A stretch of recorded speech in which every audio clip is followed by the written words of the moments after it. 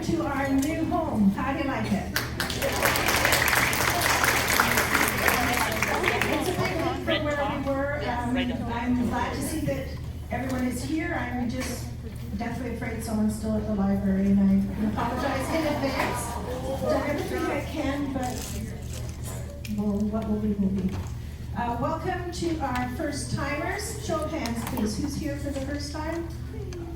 Excellent, welcome. I hope that you find today's session valuable, informative, and that you come back and join us again next month. And I'm just going to ask the question, why are you here today on such a beautiful day? Right, so the message to me is that it just underscores the need for events like this and for presentations where we're getting roomfuls of people every time we talk about something that's related to senior living, retirement living, healthcare, all those things. So we're committed to continuing this. And if you're continuing, if we'd like to see you come back, we will keep here. Thank you. We'll do what we have to do to keep this going. So for those who don't know me, my name is Marian Gord. I'm a broker with Keller Williams Realty here in Burlington. I'm also what is called a Lifestyle 55 Master and a Senior Real Estate Specialist. So what does that mean? It means that I've done a bunch of education and I've got lots of experience working with older adults, which is very apparent that if you're looking at any kind of real estate transition at a later stage in life, it's a very different transition. And because of that, so typically real estate agents have in their network, they've got plumbers and painters and carpenters and those types of people. In my network, I have those as well, but I have people like the people that are here in the room, the educational partners, lawyers, financial advisors, downsizers, people related to end-of-life care, who also be out here, home care people, retirement homes. So these are people that I encourage you to meet, to talk to learn about, because they too are very committed to making sure that events like this happen. So just in terms of our educational partners, I'll just introduce them to you. So not in any particular order, just so I've got them listed on my sheet. Irene Jova is with 360 Downsizing at your first. So people always ask, what do I do with my stuff? That's the girl you need to talk to. Bring it on, she says. And then on this side, Jared Sia, he's with Qualicare. It's a home care company. So I actually even had a call this morning from a woman who said she's 83, her husband's 88. They do plan to stay in their condo as long as they can, but at some point we'll need to bring in care. How do we get that done? So Jared's your guy. Normally we have Sarah Sunners here from Smith's Funeral Home. Today we're joined by Charlene Chang. Someone most people don't really want to talk to, but you're advised to do that sooner than later. Beside her, Neela White, Raymond James, Blue Wing Advisory, Financial Advisor, Senior Portfolio Manager, right? So when you have any questions about money, again, she's your down. On this side, where we go? Kim Rutledge over here. Vistamere Retirement Residence in Oakville. It's, I'm going to say, a bit of a unique home. Again, so speak with her if you're thinking of any kind of retirement homes, you can speak with her. Carrie Porter on this side from Oak Park Residence in Oakville. Same deal, retirement residence, independent living, some other things. We'll hear from her, talk with her later. Denise, you didn't have your name here because I thought you were away. Denise Leblon, Arbor Memorial, also someone who you can speak with for end-of-life planning. Not here in person are Jeanette Bach, Fluid Senior Transitions. She's fortunate enough to be in sunny Mexico. But anyone who's going through a life transition later in life, she's someone that can help you navigate that process. And Denise. And then at this table, we have Paul Cutajar, who's with Senior Care Access, also one of our educational partners, and I will just speak with him about, tell you more about him later. And once again, I can't say enough about these folks. They're compassionate, they're caring, and they're here. It tells you a lot. So don't shy away from them. They're not here to sell you anything. They're not going to take your name and hound you down, but get to know them now. Probably every one of us that you speak with is going to say our goal is to avoid a crisis. So if you speak to people now and learn about what they have to offer, and even if it's not what they have to offer, but someone else in their network can bring the services that you need to the table. Just before going, I also just want to acknowledge my girls back, Ida and Lisa here. Couldn't have had this day without you. Thank you so much. So just before we get started, a couple things. First of all, please turn off your phones. It gets a little bit disruptive when anybody's phone is buzzing. The bathrooms are to that back door if anybody needs to use them. We have a busy afternoon. Our plan is to wrap up by 3 o'clock. And because we have such a large group today, we'll do our best to get through everyone's questions. You have notepads on your table and you have pens. Jot down your questions. You can ask them during the presentation, perhaps later after the presentation, whenever it is appropriate. The pens, will just make a note. If you've got those blue pens, and you take the top off, on the tip there's a little wee red plastic thing on the nib of the pen. So the pens do work, you just need to remove that red little thing there. If you're going to ask any questions, please do speak up. We've got a large room. The sound system is much better here than we've had in the past, but we still need to be able to hear everyone, please. In your handouts, they have the contact information of all of us here, all our educational partners and the presenters. And on the back of them, they've got a summary of the upcoming sessions from now till June. If you haven't registered for them, please do so. You can do so with the girls at the registration or online if you like, or give me a call. Parking, please appreciate that it's paid parking here. If you somehow bypass the front desk on your way in, I just ask that you pay them the $3 on the way, just so we're not shortchanging anybody at the art gallery. Okay, so on we go. Today's session is about 55 plus housing options. And we know that the majority of us, all the studies show that we want an aging place. But the question then becomes, where is that place? So it may be where we're living now, but it may be in someplace else. Is it some financial restraints, some physical restraints, or concerns that are not allowing us to stay where we are? For someone living alone in a 2-story, 4-bedroom house, it may not be the most practical. So we're here to help you understand what those options are should a move be necessary for you. And by knowing now, again, our whole point here is to avoid crisis. So the more you know now, the better off you'll be, in a better position you'll be to make decisions as time comes, as that time approaches. And today, you're going to be in good hands with our 2 presenters, Esther Goldstein and Paul Cutajar, and they are both co-owners of Senior Care Access and Lifestyle 55 Network. So just first a little bit about Esther. She obtained her bachelor's degree in science from the University of Toronto and in social work from the Toronto Metropolitan University, which was formerly known as Ryerson. Esther worked as a hospital social worker for 12 years, primarily with the geriatric population, until going into her own business in 2001. Out of her own need for information about the private sector housing and services for seniors, Esther created the website senioropolis.com and the book, Comprehensive Guide to Retirement Living.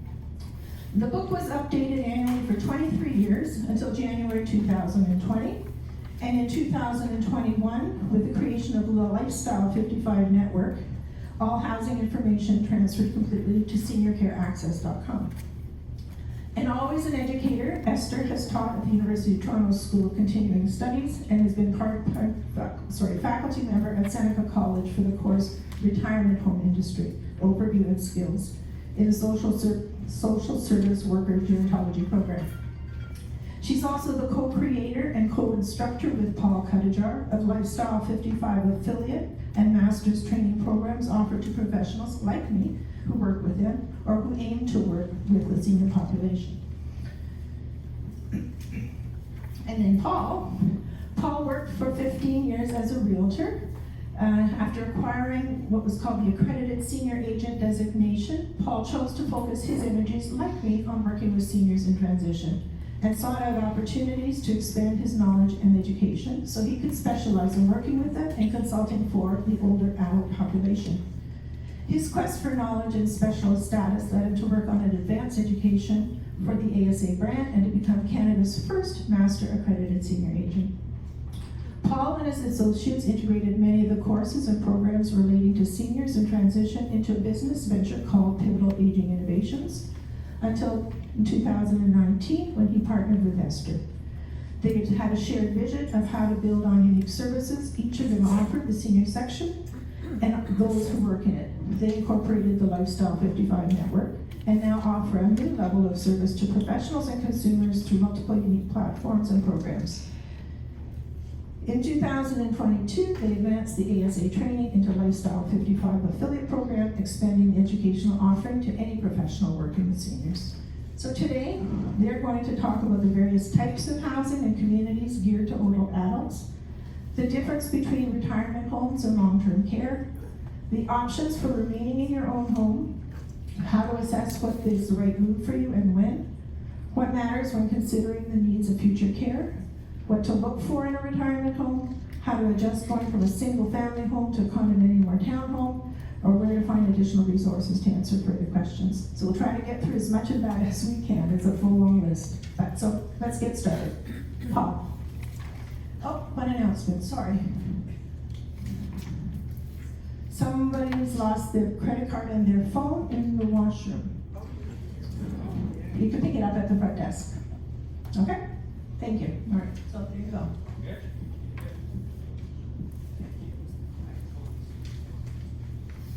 Thank you, Marion. Hello, everyone. Hello. Everybody can hear me back there? Yeah. Is this not fantastic? I was so excited when I walked in. I saw everybody, and I'm like, I cannot believe the amount of people that we have here today. So thank you very much for deciding to spend your time with us. As Marion mentioned, my name is Paul Cutajar. Where are we now? Okay, there I am. And my business partner, Esther, which we just got introduced. We run a company called Lifestyle 55 Plus Network, and through that we deliver the seniorcareaccess.com portal. If you haven't visited yet, please come over to the Senior Care Access website. We deliver services to seniors and adult children, as well as service providers, in delivering Canada's largest seniors housing directory. So it's across Canada, it is only Canadian, and Canada's largest services directory as well. So anyone coming looking for housing options will be able to see an unbiased list there, and we also have a pretty extensive services section as well.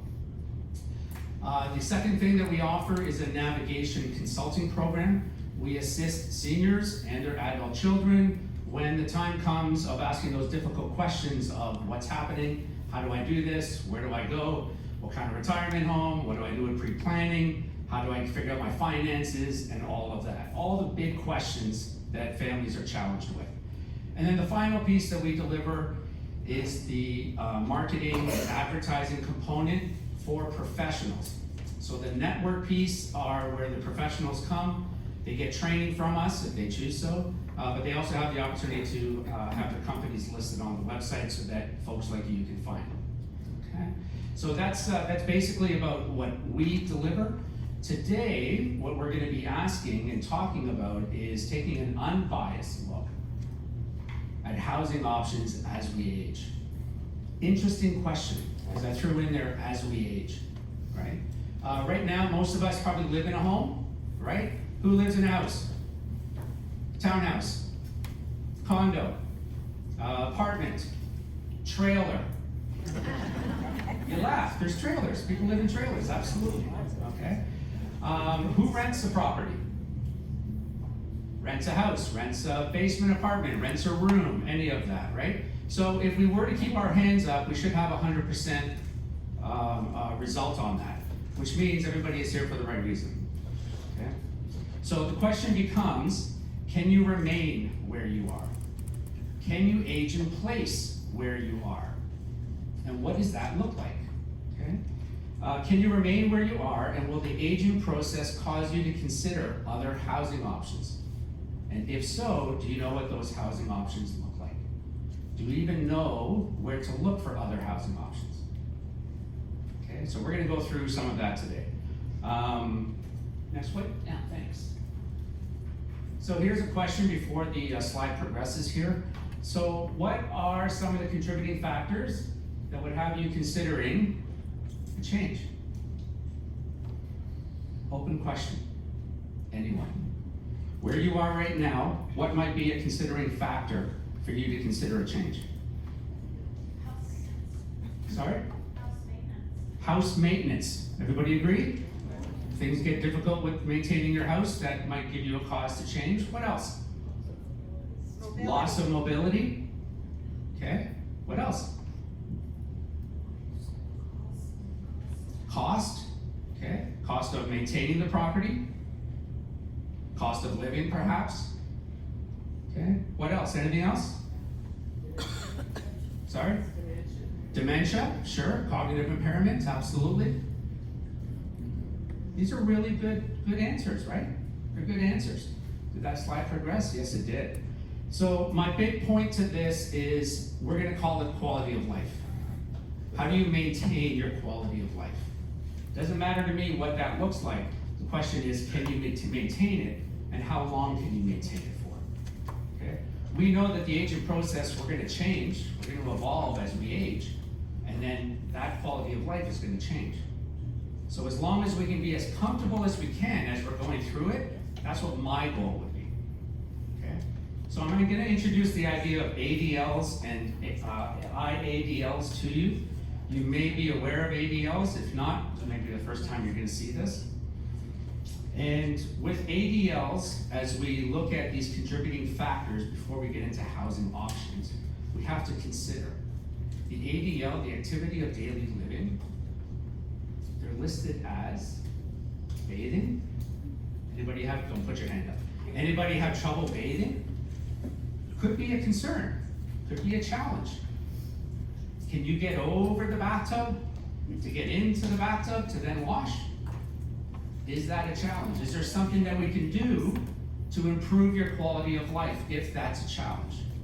Okay. Another one would be toileting. Self-explanatory, really, right? Can you get to, can you get on, can you get off? Can you clean all those nooks and crannies that you need to in order to stay healthy? That's a challenge. Could be a challenge. Getting dressed. Walking, mobility. Somebody said mobility here, right? Are those challenges? Yeah. Eating. Can you feed yourself? Can you feed yourself well? Okay. Personal hygiene.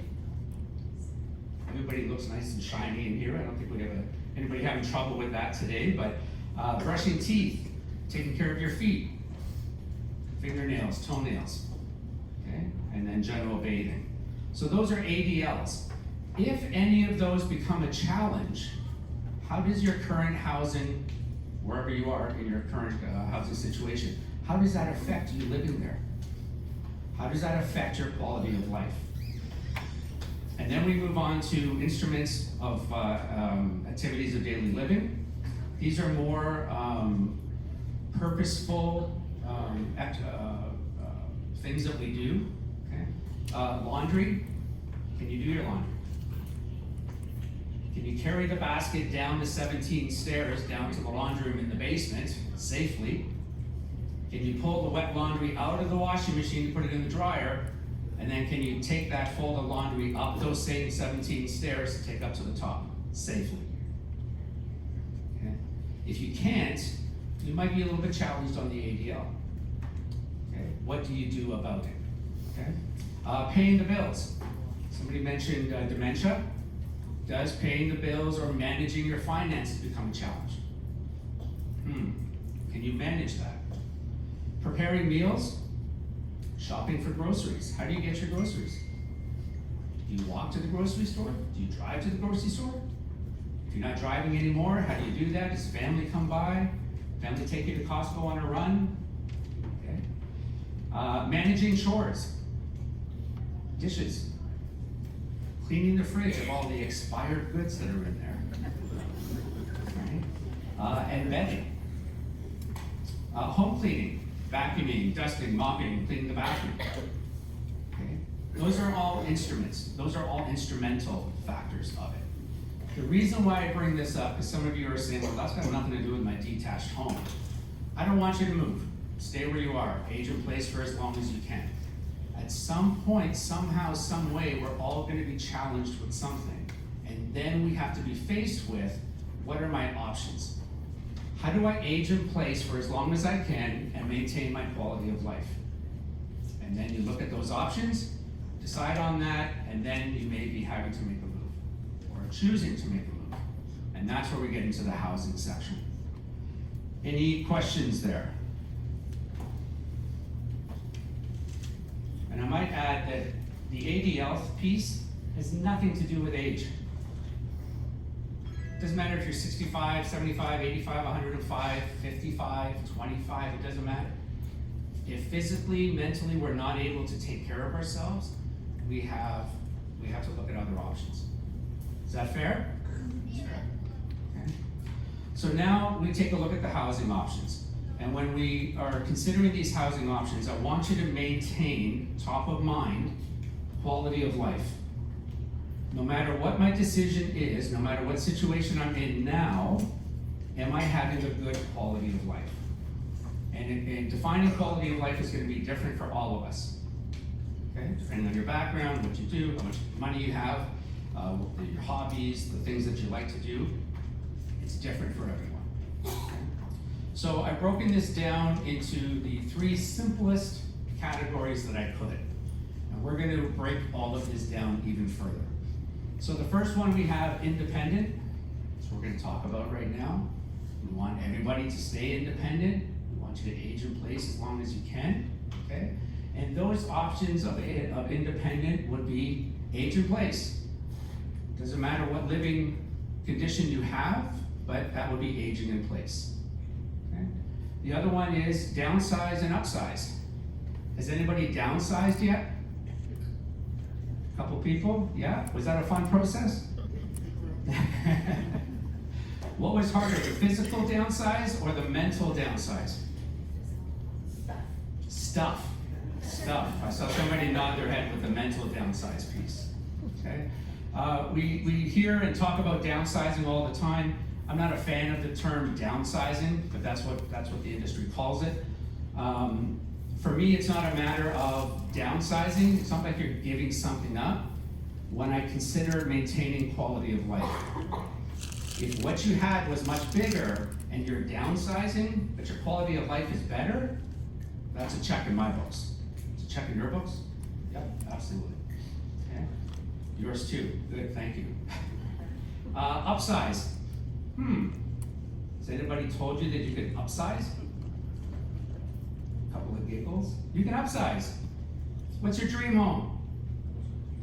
5-car garage so I can put all my fancy cars in there with 17 bedrooms on the waterfront. Wonderful. Do it.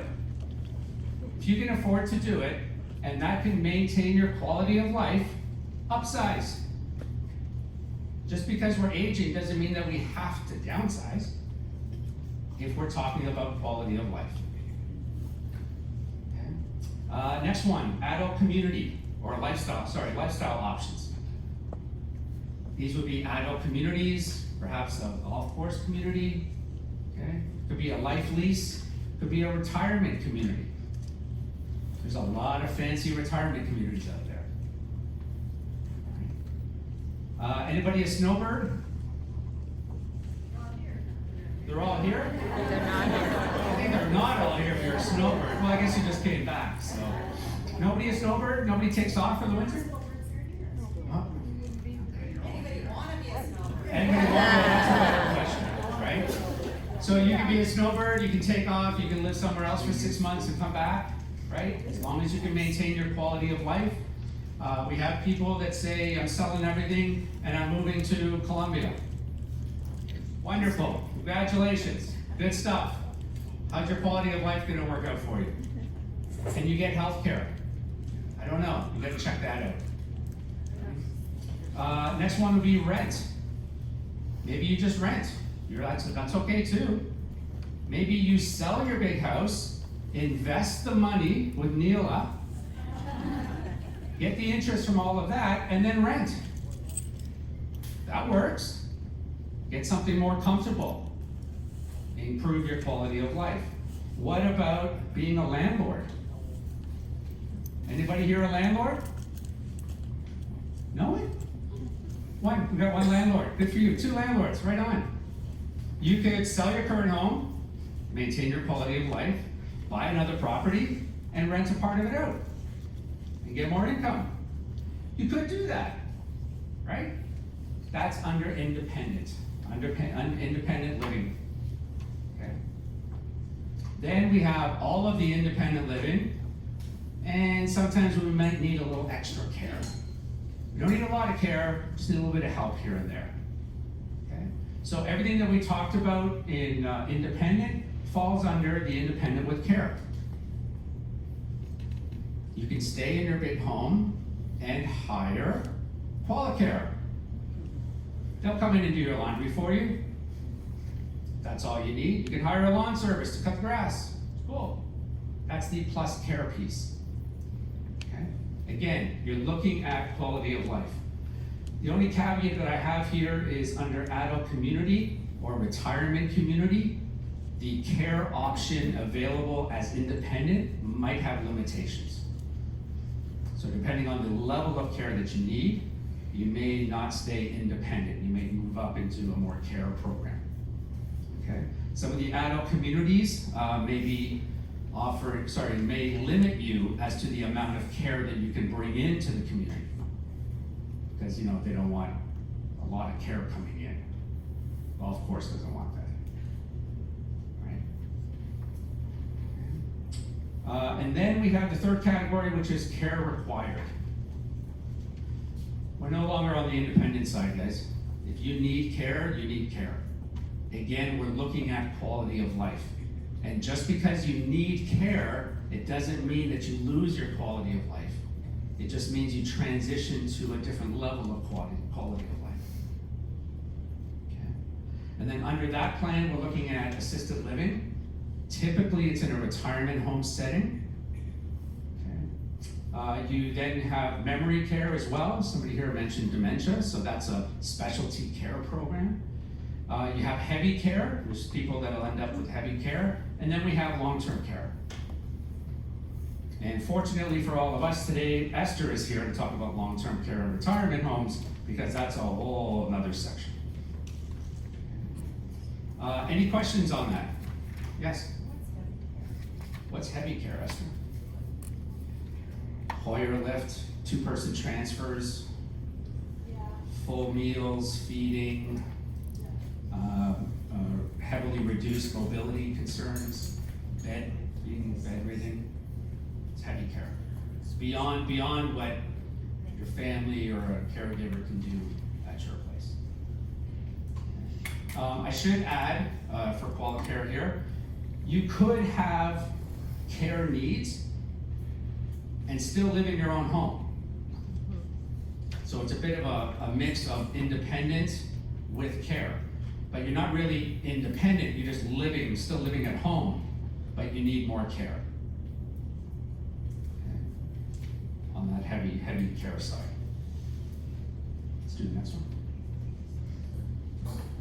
So we talked about the independent, we talked about independent plus care, we talked about care. Now we're going to break down the independent options. So we're going back to the independent side of things.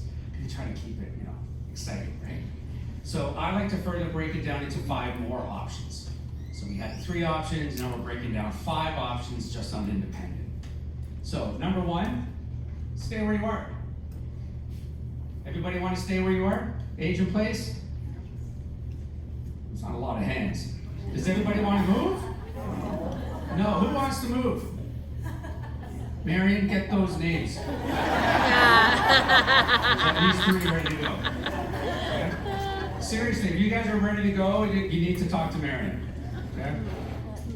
So stay where you are, age and place. Everybody always wants to talk about that. I have a running joke in that when I was in my real estate career, talking with seniors, talking about moving, the wife would always say, oh, you know, I want something better, nicer, more manageable, etc. And the husband always says, I'm not leaving here unless you take me out in the blind box. To which I said, I've got one in the truck. Right?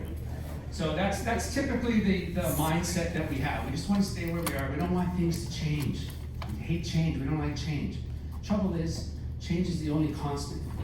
So when change is knocking on the door, what options are we looking at? And that's what we're trying to build up on here. Okay? So stay where you are. You can do that. Age and place, maintain your quality of life. Second one will be downsizing. We talked about it. Purchase anything you want. If you can financially afford it, do it. Townhouse, semi, a trailer. If the quality of life is there, go for it. There's nothing wrong with that. If having the larger home is causing you anguish, grief, money, what other option can relieve that so that you can have a better quality of life? If it takes you all Sunday to do the lawn, but you'd rather go sailing on Sunday, why have the yard? Right? Second one is upsize. I mentioned about upsizing. How fun would that be to upsize? Maybe you won the lottery. Get the big home. Why not? Okay. Now's the time. Okay. The other thing with upsizing is it lends into the living with family piece, which we're going to talk about next. Who here lives with their family? Come on. Who lives with their family? No kids are living? What's that? Consider doing it. You should talk to me afterwards. I got a lot of stories.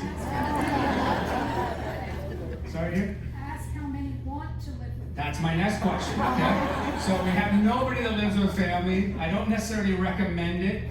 My story is my mother-in-law. Yes, gentlemen, my mother-in-law lives with us. Okay, it works for us. Here's part of that story on living with family and upsizing. I was in a bungalow. My father-in-law got sick, passed away. My mother-in-law was in a detached home. Guess who was going to be responsible for taking care of mom-in-law? I was back in real estate at the time. So I said to my wife, what are we doing with your mom? She goes, I don't know, but there's going to be a problem.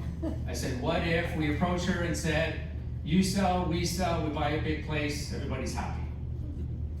She bought it. She said, yeah, it's a great idea, love it. That'll give me the security, there'll be money there. We sold, she sold, we had lots of money, we bought a big house in Mississauga, 2 kids, their girlfriends or boyfriends living there as well, plus 2 dogs. 2 years later, my son and his girlfriend took off to Calgary. My daughter then took off to Vancouver, and the 2 dogs died.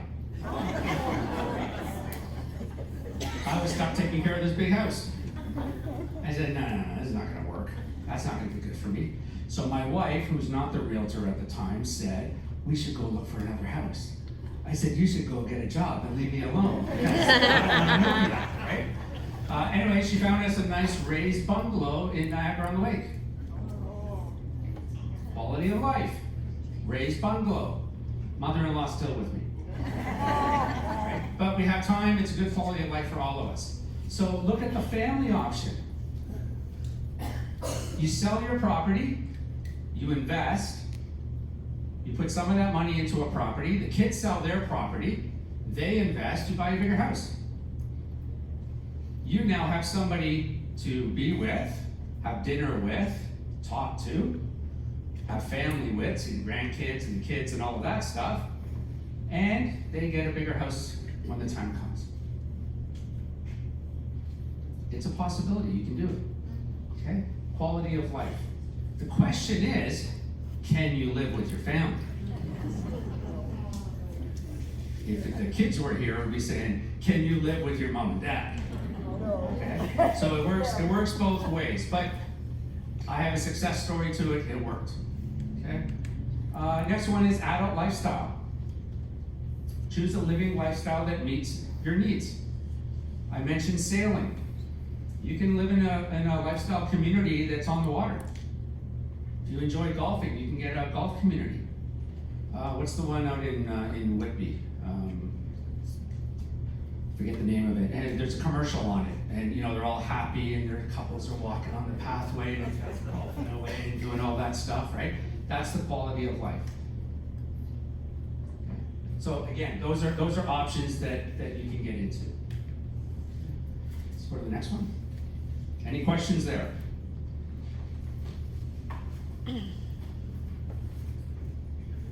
Now we get complicated. Not as complicated as Esther's, but now we get complicated. So we're still talking about quality of life. We're still talking about aging in place. We're looking at those options, okay? We talked about downsize and upsize. We talked about a smaller detached home, a little more manageable. Do you know what the pricing of detached bungalows are? Let's well buy that one by the lake. Right? You might as well buy that. Okay?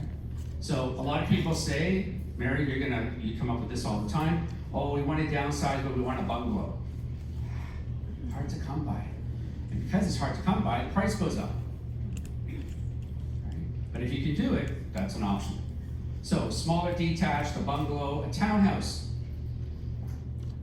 What's the downside of a townhouse? Stairs. Oh, but there's not single level townhouses. Thank you, there are single level townhouses. And they have elevators. I love these guys. All right. Here's the question. You weren't going to buy a townhouse because it has stairs. But if your townhouse does work and you can do a ground level bungalow townhouse or put in an elevator, would it work? We're just talking about options. Okay. What about a condo? Anybody in a condo now? Yeah? Do you like it? Yeah? Why do you like it? Laundry is right in the room unit, no stairs, perfect. Another one? Why do you like the condo? No grass to cut, right? Very close to downtown. So a lot of amenities, you can walk there, there's lots of action, they're great, good. And on a bus route, okay? What are we doing when we're looking and talking about this stuff? These are amenities. These are things that add to our quality of life. Okay?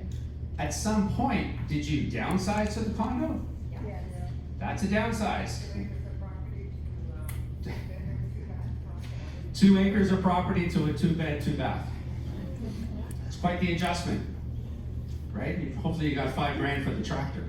Right? You left it with the house. Yeah. If you were with Mary, she would have got money for you. Thanks for the clap, whoever that was. So there's things that we can do that you may not be aware of when we're talking about that downsizing and maintaining the quality of life. What about selling your property? I mentioned this. Investing the money and then renting. Don't even own. Slight problem with that, or there's a challenge with that. You want to make sure the landlord maintains the ownership of the property, otherwise you might get booted out. But there's ways around that as well. Okay. I remember a client that I had on a condo. They were afraid of heights, so they didn't want anything too high. That was fine. So it took a while, but I found a ground level condo unit. So instead of a balcony, you open up the patio door, and you were onto patio stones, and then they have the lawn. They can't put all their little lawn ornaments out there, of course, but at least it felt like their backyard. And guess what else? No elevator. Just walk in, around the corner, you're in your unit. So a condo's not that bad of an idea either. Okay? You just need to be aware of it, or be able to know who you can talk to. Marion. Again, live with family. Move in with them, they move in with you, both sell and upsize. Or maybe there's a granny suite. Who wants to live in the basement? No. How many of your kids said, but Mom, you can live in the basement? And you said, I didn't work my whole life to go live in a basement. You live in the basement. Right? If you own 51% of the property of the house, put them in the basement. The point is, there's opportunities with different types of housing where you have a granny suite. Not a cool term, but that's what they call it. It's your separate area, you have a locked door, you can go over to the other side if and when you want, but otherwise you have your privacy. Okay? If that brings you that quality of life that you're looking for, that's something you can look at. Adult lifestyle, active adult community. They're always active, right? Swimming pools, golf, cricket, all that extra stuff. Keep you going, keep you active, right? Bridge, who plays bridge? Nobody plays bridge? There you go. I didn't know bridge players were so shy. Okay. You could do life lease, independent seniors building, or seasonal properties. If you're a snowbird, you're probably going to fall into a seasonal property. And then we have our retirement communities. Independent living retirement homes, independent, okay? And then you have independent living retirement building with optional care plan. These are kind of like apartment buildings or high rises that are catered to seniors. Okay, it's not a condo, but it's in a seniors building. Okay. On the retirement side, the retirement home or retirement community side, we have independent, we have assisted living, and then we have heavy care in there as well. So there's different levels. Esther's going to talk about some of that.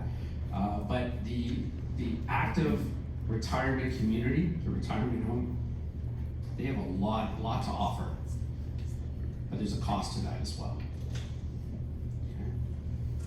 Okay. Naturally occurring retirement communities, also known as NORCs.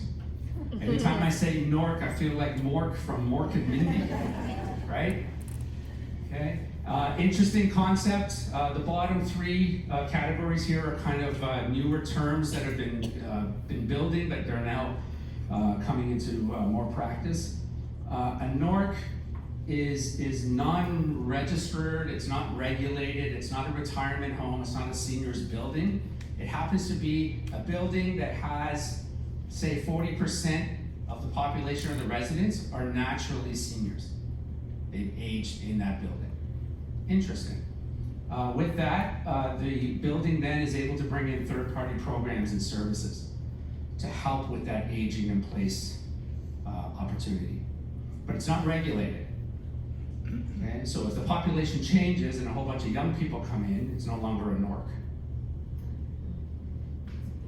It's a York. Yeah, nice one. Somebody should trademark that right away. Right? It's a York.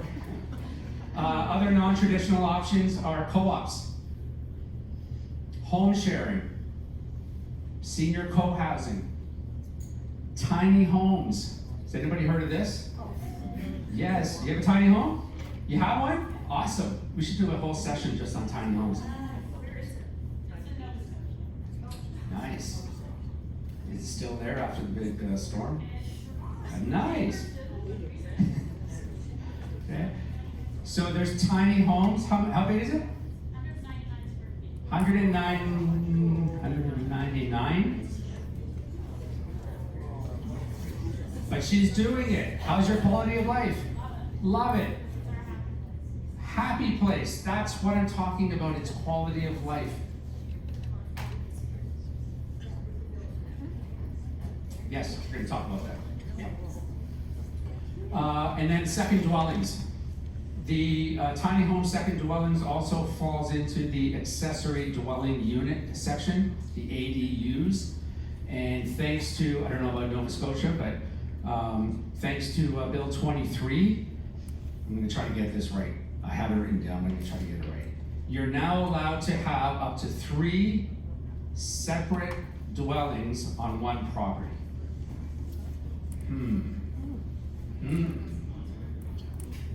Sir? Is that provincially or municipally? It's provincial. So provincial, the bill is caused provincially for the municipalities to then be able to change the regulations to allow that to happen. Don't get excited. It doesn't mean that you can go home on your townhouse and all of a sudden build 2 more houses. Go ahead. But if there's 2 buildings on 2 residents on a property, you can live in one and rent one? Yeah. And then you can turn your basement into a 3rd one. But you can, you're allowed up to 3. That's the point. I'll just interject, we did have a session on affordable housing So if you look back in the past events, video replays, it was with Garth Brown. He didn't talk so much about separate buildings. He talked about separate units within your own home, but the point of turning a garage into a separate dwelling, putting in, if you've got a large enough lot and you can add and put an addition on as a separate dwelling, that's all part of this Bill 23.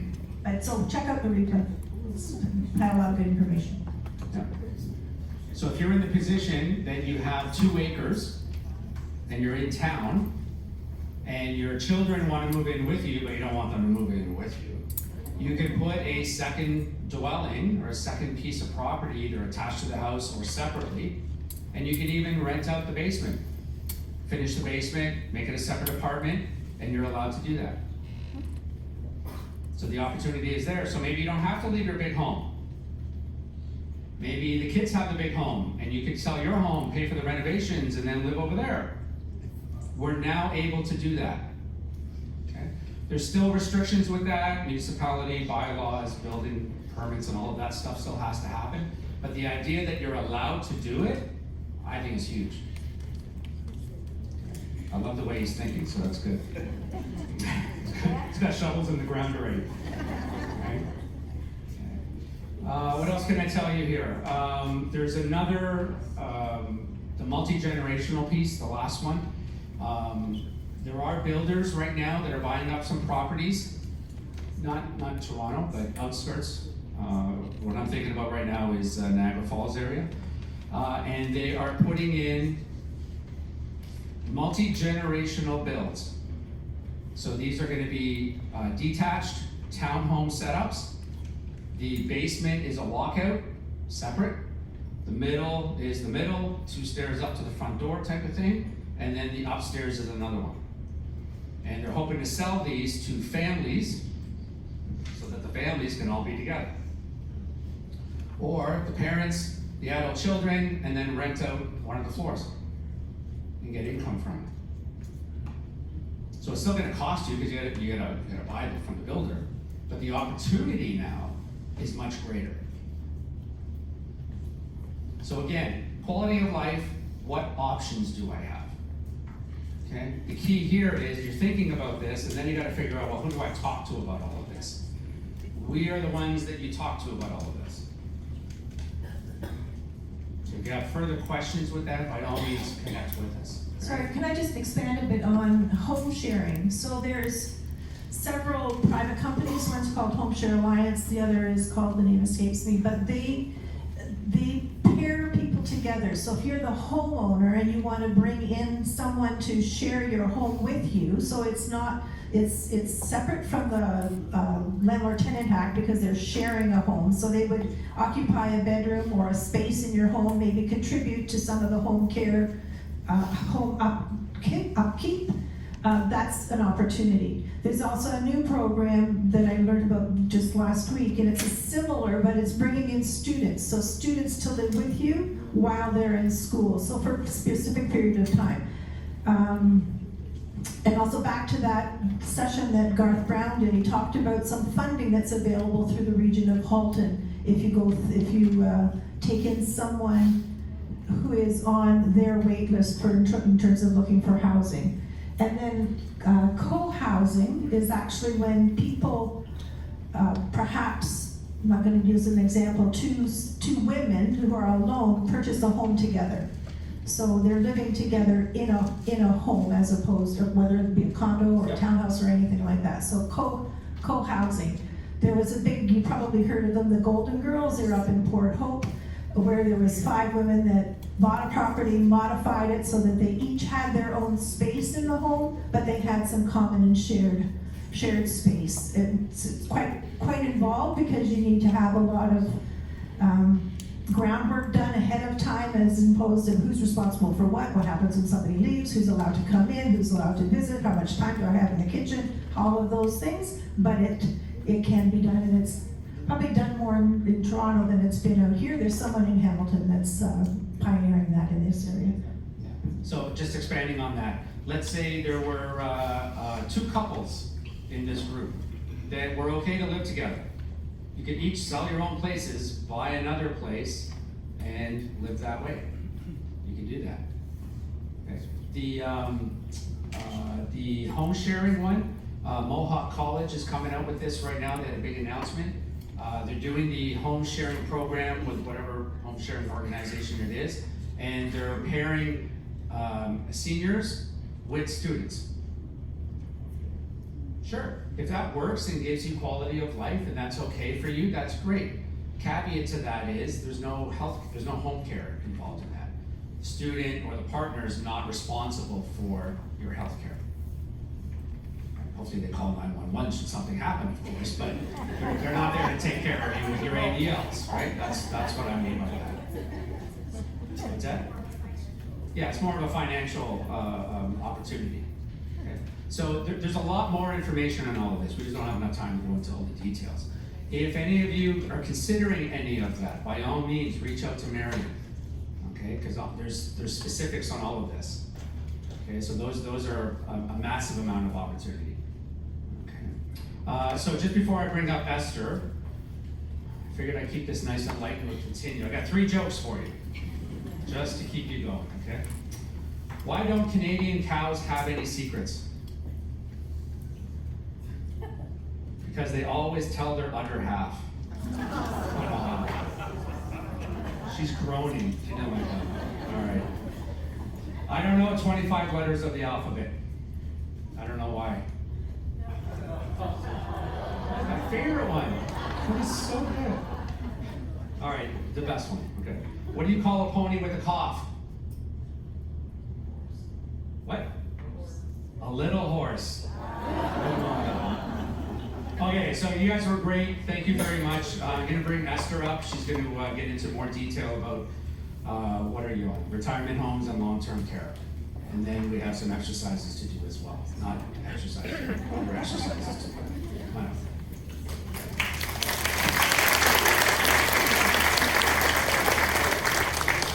If all the jokes were really bad, I think you should keep your day job, man.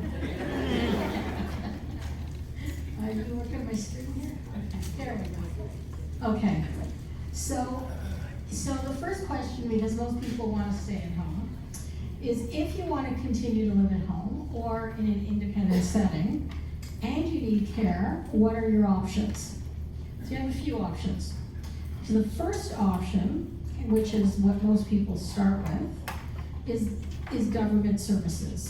So the Ministry of Health offers, if you have a valid health card and you're over 18, I think, no, because they offer it to young kids as well. If you have this, I'm talking about nursing homes, sorry. If you have a valid health card and you're an Ontario citizen, you live here, Ontario resident, you're eligible for something called HCCSS services.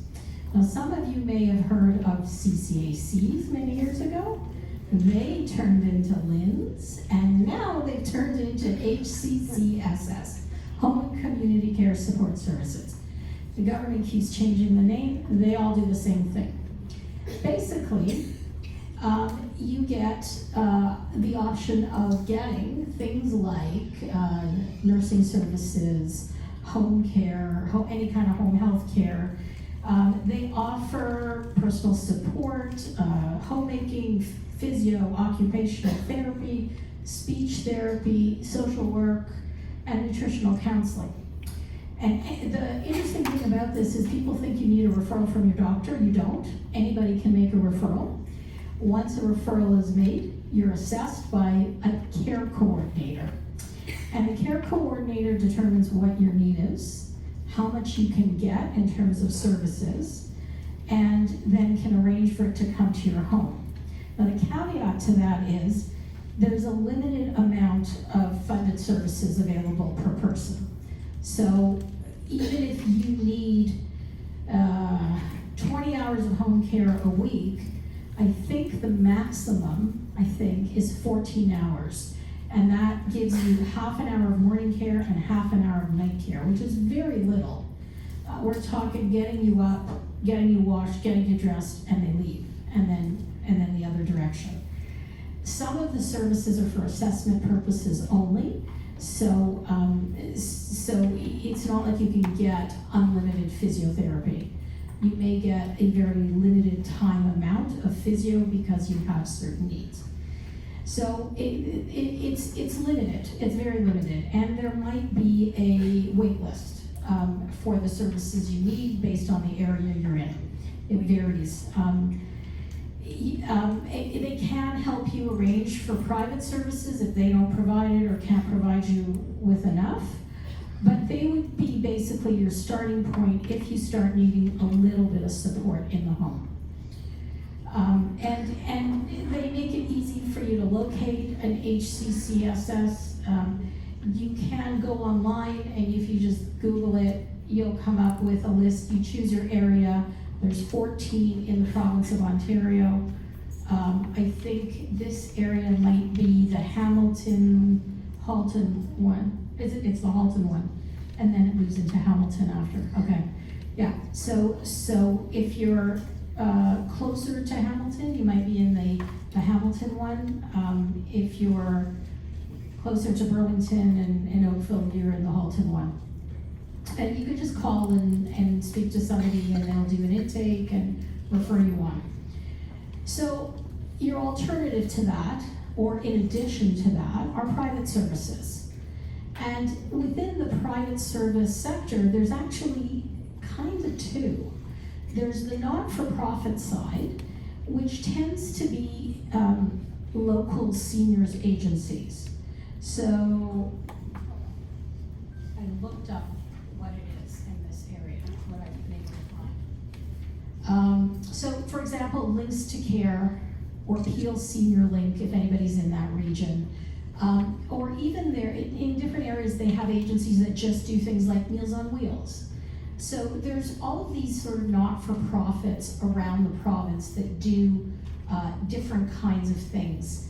They may provide homemaking. Now, they are, the idea with the not-for-profits is they're supposed to be cheaper than a for-profit agency that does the same thing. However, when it comes to the most important thing that people want, which is homemaking or home care, they're in line with private agencies. So that's something to keep in mind. Like price-wise, it really isn't a big difference from an agency like Qualicare. Very similar price points. But they'll do things like Meals on Wheels. Some of them might even offer things like congregate dining, or they may assist you with transportation to appointments, or they can assist with shopping or friendly visiting. Some of them will do security checks. Some of them have more like a senior center as well for socialization. They may offer day programs, and there might even be home maintenance available through some of them. It varies from agency to agency because they're all individual organizations run by different boards. Private agencies is the other option. So a private agency, like Qualicare, does things like companions and homemakers, live-in caregivers even, nursing services. You may be able to get emergency response systems through them or other private companies. Everybody, I'm sure, has seen these buttons that people wear on their neck or their wrist. That is also a private service that you can get to help you feel safer in your home if you're alone. Private agencies offer respite services and caregiver relief.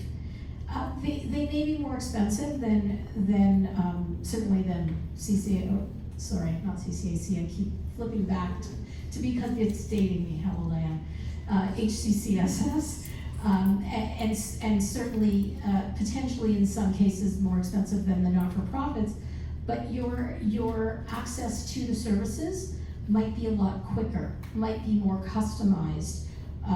They will be able to provide things like live-in caregivers, which can be hard to find.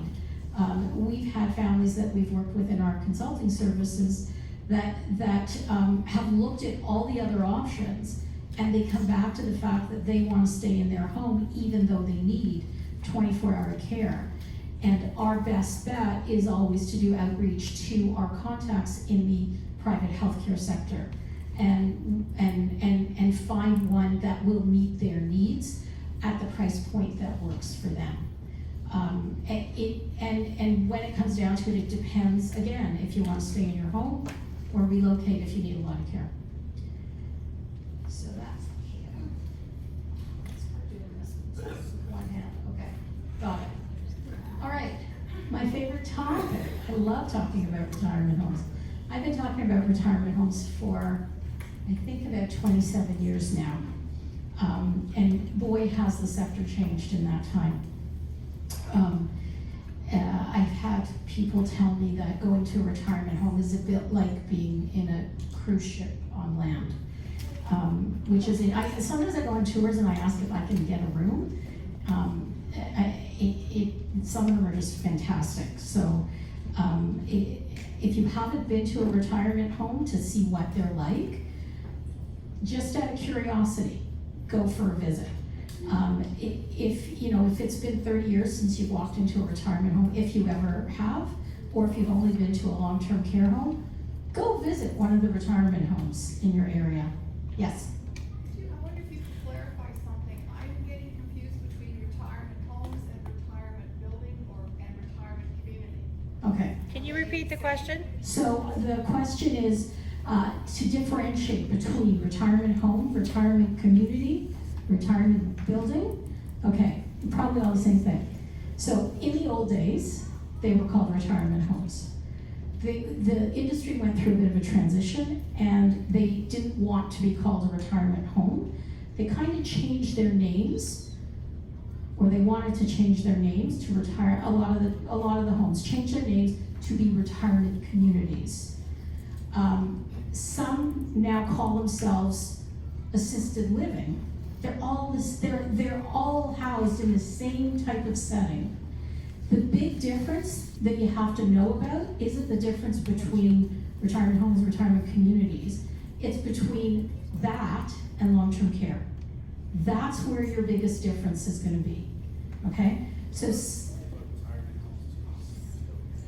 seniors buildings are not retirement homes. A seniors building is a building with a bunch of seniors in it.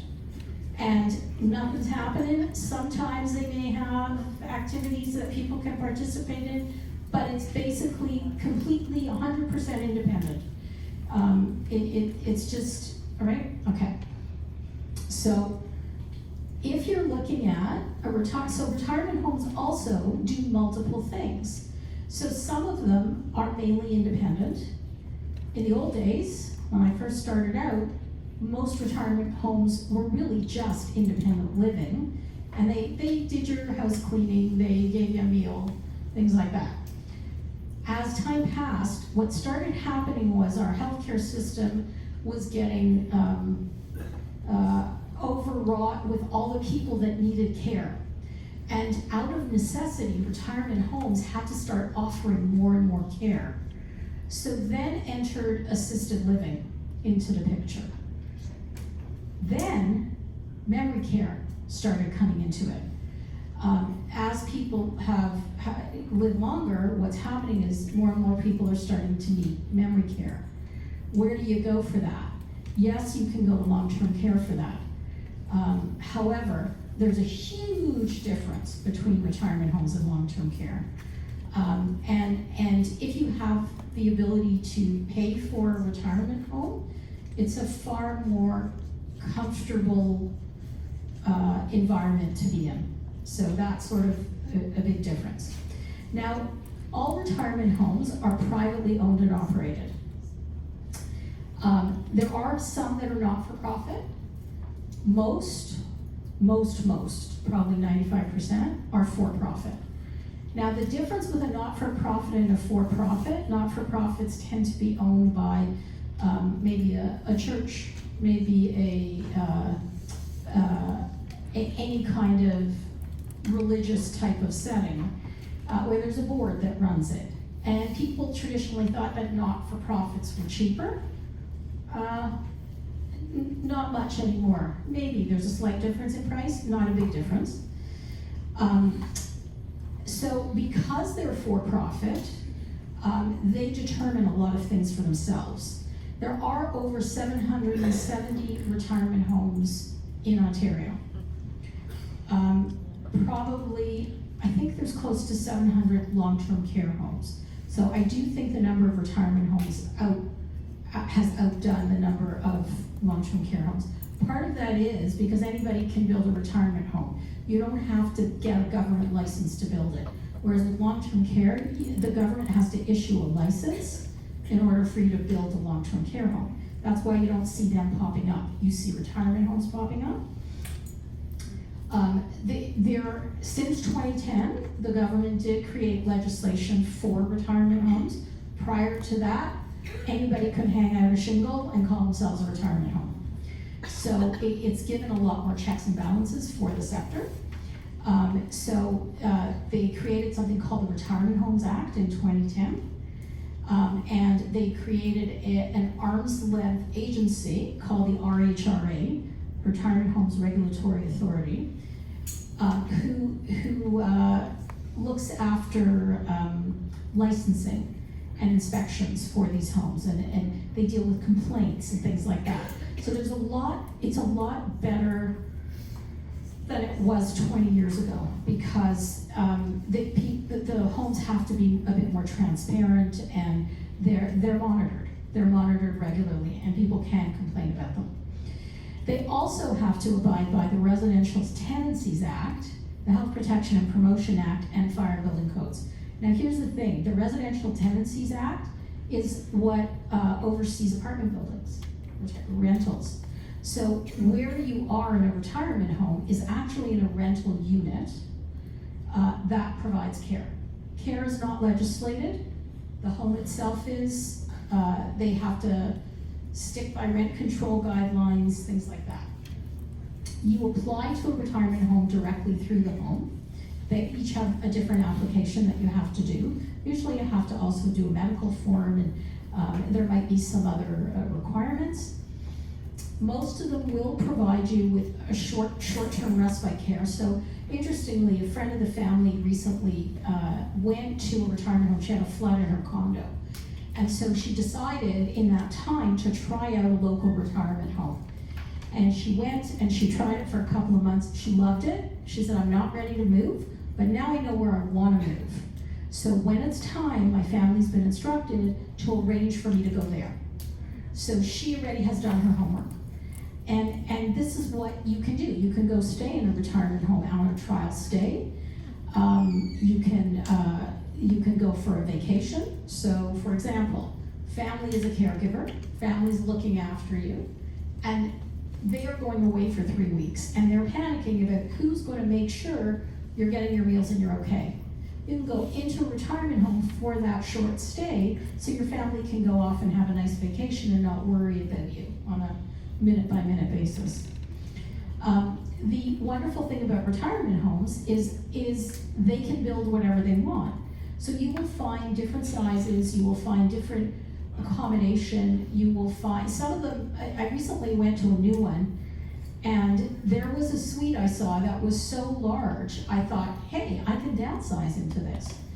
My husband wouldn't agree, but it was like a 2-bedroom suite.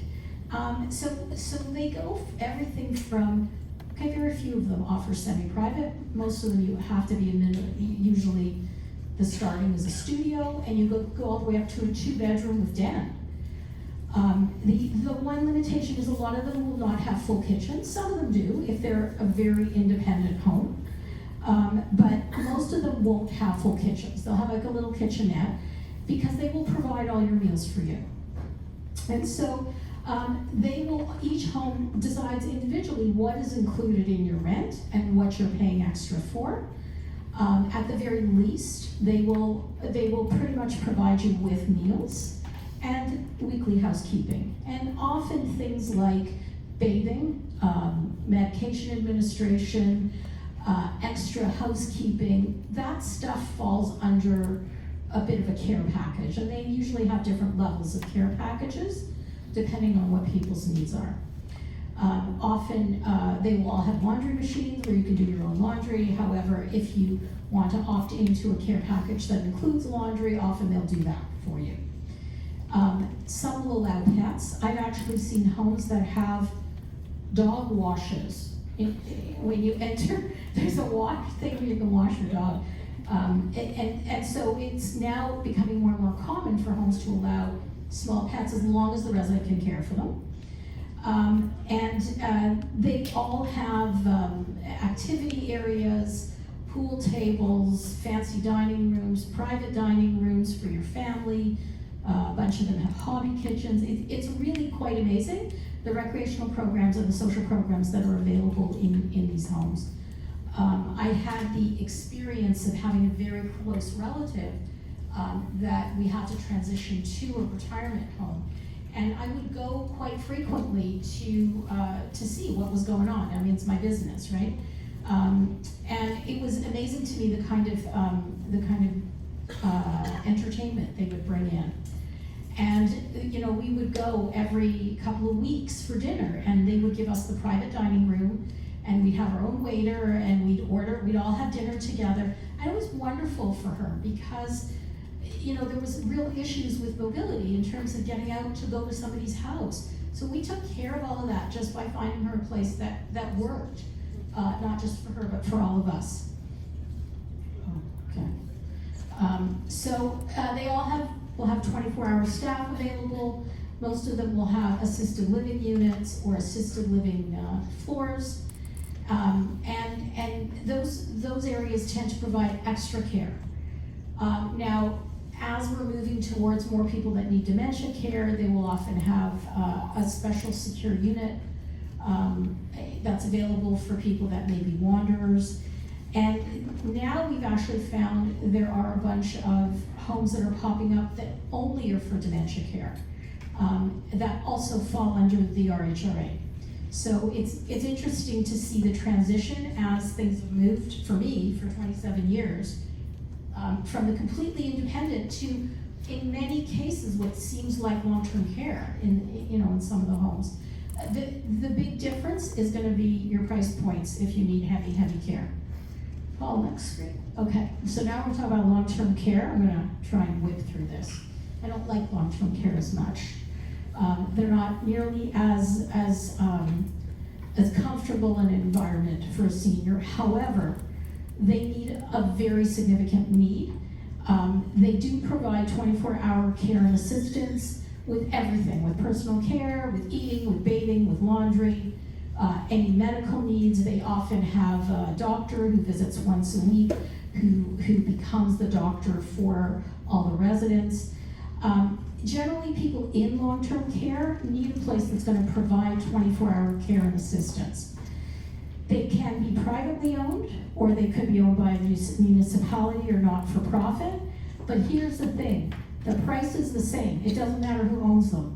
The Ministry of Health sets the rates, licenses them. They have to follow the Long-Term Care Act.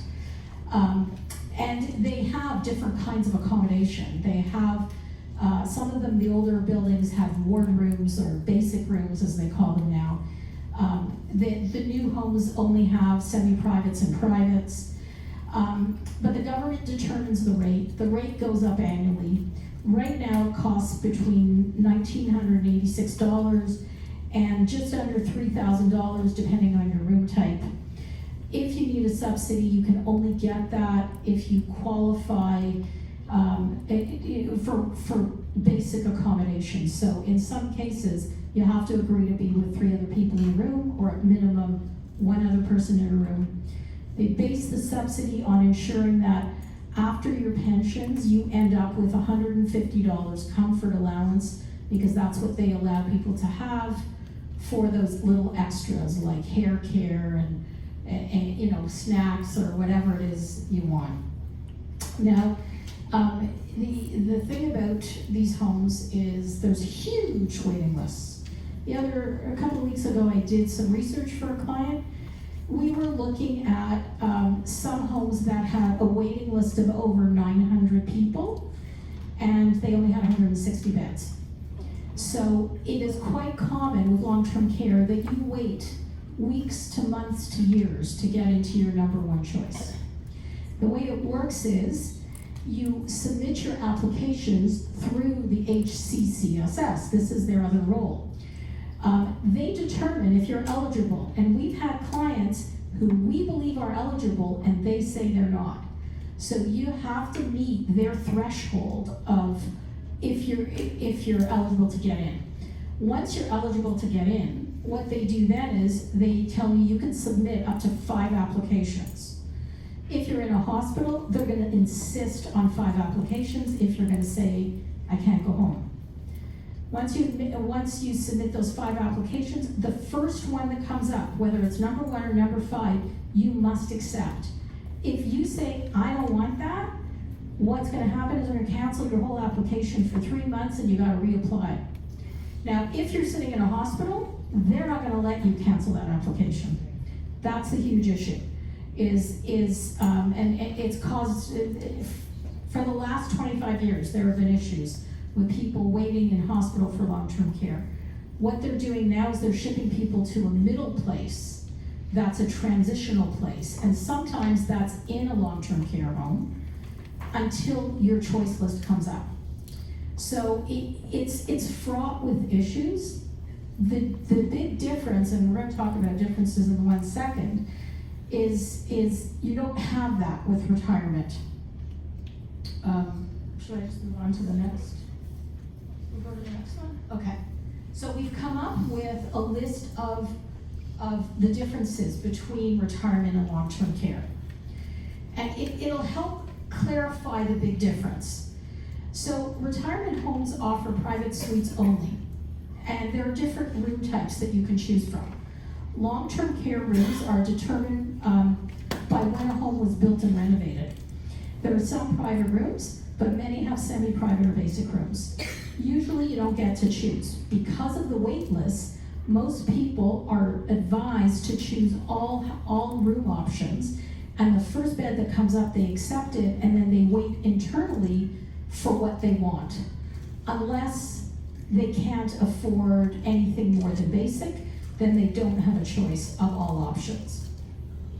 The funding is very different. Retirement homes are private, and the cost that you pay for a retirement is based on the owner and the amenities and the care required. There are no subsidies at all for retirement homes. Long-term care may be owned by a private corporation, but they all have the rate set by the government, and everyone pays the same for the same accommodation. There are subsidies available for basic accommodation only. Retirement homes have people at various levels, from independent to high-level assisted living, but most people in long-term care require significant care or have to be there because their needs cannot be met in the community. Many are transferred directly from hospitals. Retirement homes are all private, so you apply to them. The home determines if they can meet your care needs, and there is no central agency managing the wait list. Long-term care applications have to go through the HCCSS, and a care coordinator determines if you're eligible. Retirement homes often don't have wait lists, or if they do, they're short. Long-term care homes have huge wait lists, in the hundreds, so you can wait months to years to access a bed.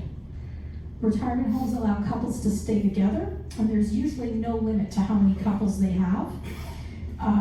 Long-term care homes do give priority to couples to be in the same home. However, it's very unlikely they get in at the same time. And in some homes, there's a limit to how many couple rooms they have. So I spoke to one home recently, and they said, we have 3 couple rooms. If a 4th couple comes in, they're gonna be in separate rooms until that couple, one of those couple rooms frees up. So it's very possible that a couple can't stay together. Retirement homes are much more luxurious than long-term care. Retirement homes are very similar to an apartment, often having a small kitchenette. They all have private bathrooms. Some will even have a living room or den, or a second bedroom. For long-term care homes, a private room is simply that, one room with a bathroom. Retirement homes allow you to bring your own furniture. Long-term care homes have beds and side tables, much like a hospital. There's very little you can bring with you. Being in a retirement home is considered to be living in the community. It's treated as if you live in your own home, and you can come and go as you please in most cases, unless there's cognitive impairment. Long-term care homes have visiting hours and require special permission for residents to leave. Retirement homes cost more, but have many amenities and programs that long-term care homes do not. Long-term care offers a lower monthly cost, and therefore, if your care needs are high, it can be a less expensive option than being in a retirement home.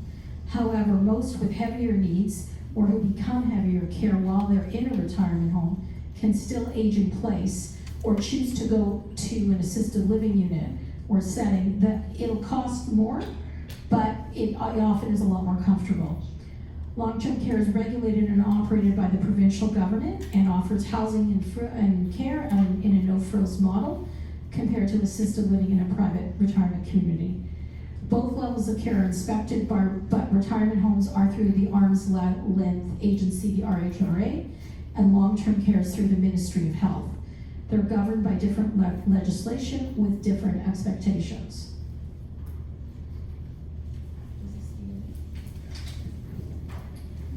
Okay. Told you we were gonna push time here.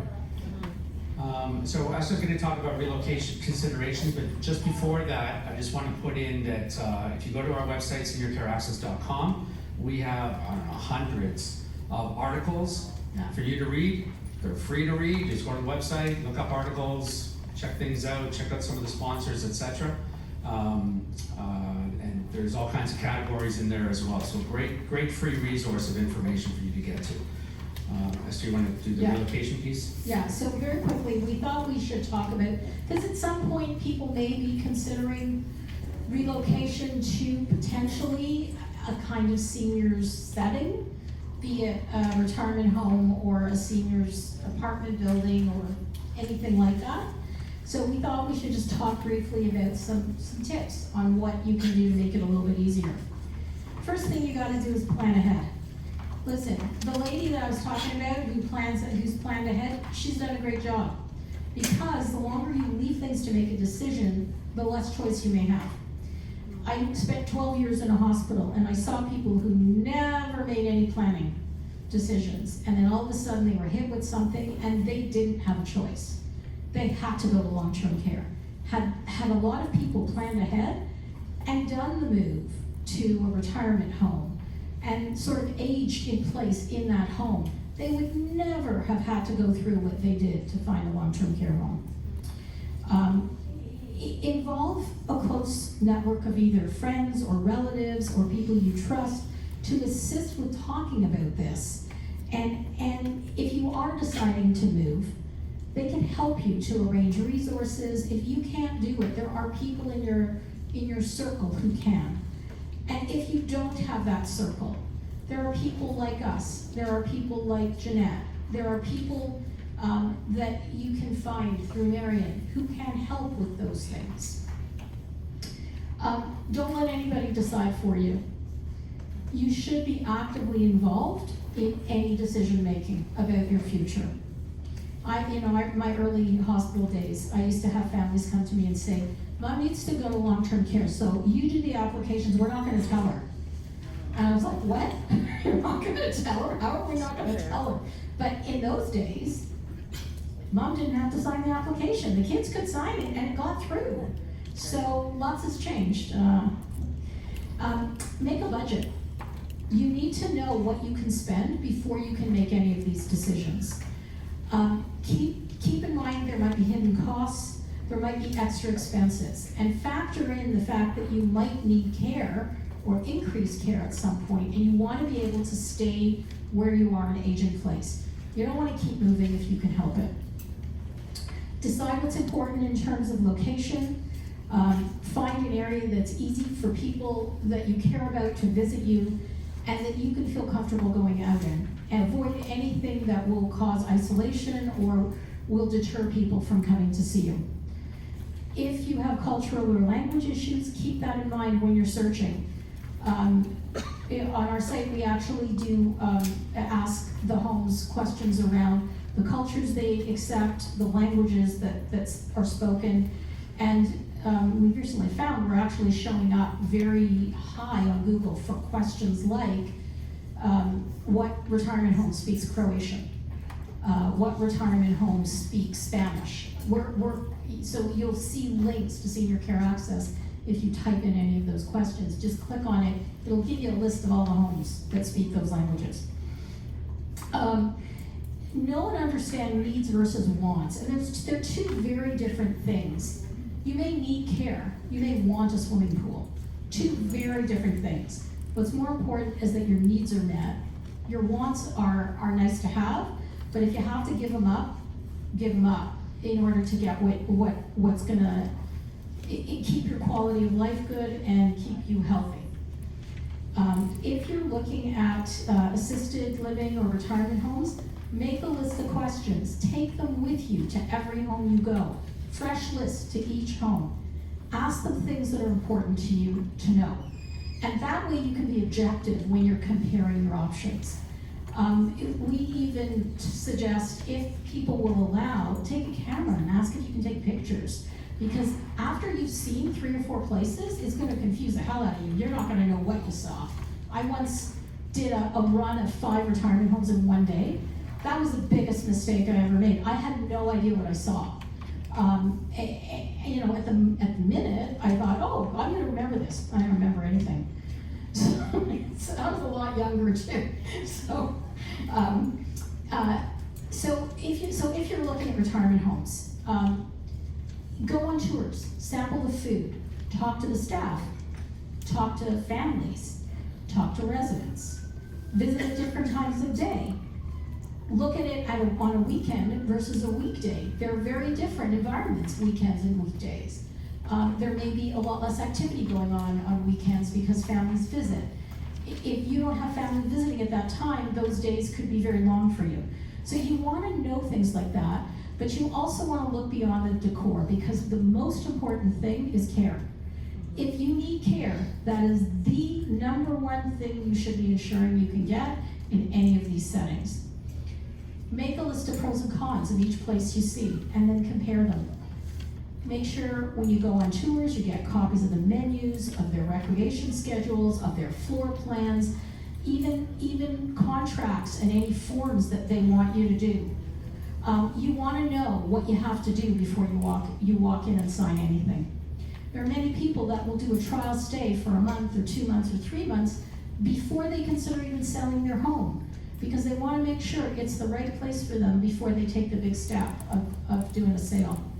So really what you need to do is plan ahead. You need to locate the resources in the community you want to live in, determine what your needs are and your budget, shop around as much as you can, and ask as many questions as you can. That's what's going to get you to the right place that works for you. I think that's it, yeah? Oh, geez. One more, we're really gonna push it. Marian's putting pressure on me here. You guys still with us? I told you there was a lot of information. Questions? Can I ask, if you're staying in a retirement home and something happens and you have to spend a long time in the hospital, and can you continue paying for your room and hold it, or does it expire at some point and you're out the door? And now Okay. you're stuck having to go to long-term care, which can't find her. No. Can you repeat the question on the mic? I'm going to repeat the question. So if you're stuck in hospital and you're in a retirement home, and you're there and you're in the hospital for a long time, will they say, oh, you can't come back, and then are you stuck going to long-term care? So the answer is, it's your home. As long as you pay your rent, it's held for you. However, if your care needs exceed what they're able to work with, they can say to you, unless you bring in X amount of care, we can't have you come back. There are limitations. So, for example, if you require a mechanical lift, okay? Because it takes 2 people to move you in and out of bed, and that home doesn't have that, then they may say you are beyond our ability to manage. So this is a question you want to ask when you go touring a home. The question is there a point where you won't take me if I should become sicker? Okay? I love the fact that everybody's taking photos of the slides, because that tells us that there's important information here. So I know, again, we're pushing time. I want to take you full circle back to living independently. I want you to live independently. Just remember that quality of life factor, okay? So here's a checklist of, you can just quickly go through it, or you can just take a photo again. If you have any questions about this, if you're questioning yourself about this, maybe it's time to have a conversation with someone. Whether it's family, your spouse, your partner, or one of the professionals, and start looking at some of these options. Everyone looks a little antsy to get through, so if you can take that picture, there it is. You can send it out, right? Awesome, awesome. And we'll just hit the last one here just so we can say we're done. Excellent. Okay, so that wraps it up for us. Again, we are Senior Care Access, Esther and Paul. We are Canada's largest unbiased seniors housing services and services directory. It's free for you to go and search. If you need services, you can contact those service providers directly. If you need to contact the home, you can contact the retirement community directly. We offer a unbiased consulting program. We don't work for anyone, so the opinion and viewpoints that we offer are person-centered. They're about you. That's how we work. We cover a wide range of services there. And we also offer seniors, professional seniors training for professionals in working with seniors. And what else? That's it. Go to this site. There's lots of information there. Guys, I want to thank you very much. You guys have been great. Thank you very much. And congratulations on getting the crowd and putting the speaker series out. Is this a question? Form. Yes, we'll pick them up, or There we go. actually, you can leave them with Ida or Lisa or myself, or leave it at the table, that's great. Thanks very much. Common message every month, every day, every week from everyone is plan ahead. So don't get caught in a crisis. Do what you can to avoid it. Please don't forget, don't feel that you have to scurry out of here. I would certainly understand that it's 3 o'clock. If you have to go, but we're all here for the taking. Make the most of our time, and just do what you need to, but don't hesitate to speak with us. Thanks very much again to our educational partners for helping to support this event. We couldn't do it without you. Next session. So the next session is actually, generally we're the second Wednesday of every month, but next month we're April the 3rd. So it's going to come up ahead a little sooner than normal. So just mark that date. We're going to take a little bit deeper dive into retirement homes. So Esther did a great job in talking about some of the differences and the comparisons, but we're going to be also looking at some non-traditional settings. And as Paul talked about these NORCs, the naturally occurring communities. Paul Sharman from the Council, Paul Sharman, he's involved in a program called PACE. We've got Memory & Co. Company, it's a dementia service provider in Oakville. Kim will be on a panel, so we've got lots of information next month about retirement homes, but again, not traditional retirement homes. So don't get scared away if you're thinking, I really don't want to go to retirement home. So don't do that. If you haven't registered already, you can do it again with Lisa or Ida, myself. You could do it online, but we'd love to see you back again in April. And that's it. And so on my website, you'll notice that there are the topics for the next few months as they are noted on your pages. The sessions for July through December are just being formulated, so we'll have those posted probably within the next month or so. And all sessions are videotaped. You can go back on the Empowered Senior Speaker Series website. There's a tab that says Past Events. You can look there for any of the recordings of the previous sessions, so you'll find there's lots of valuable information there. But thanks very much. I hope you had a good afternoon.